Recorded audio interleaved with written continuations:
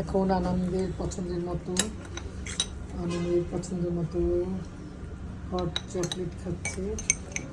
আনন্দ আমাকে বললাম আমি হট চকলেট খাবো, তাই আনন্দকে একটা হট চকলেট নিয়ে দিলাম, খুব পছন্দ করে।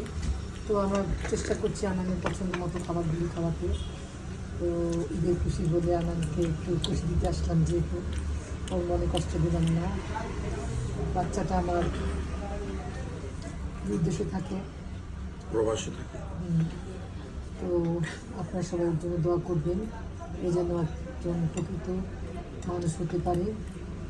প্রকৃত মানুষ তো সবাই, কিন্তু প্রকৃত মানুষ মানুষের জন্য যারা করে অনেক ভালোবাসা থাকবে, সমবেদনা সমমর্মিতা থাকবে, এই ধরনের মানুষ। তো ইনশাল্লাহ আমার আনান সেরকম মানুষ হবে। আপনারা সবাই আমার আনানের জন্য দোয়া করবেন। আনান কেমন লাগছে হট চকলেট বাবা?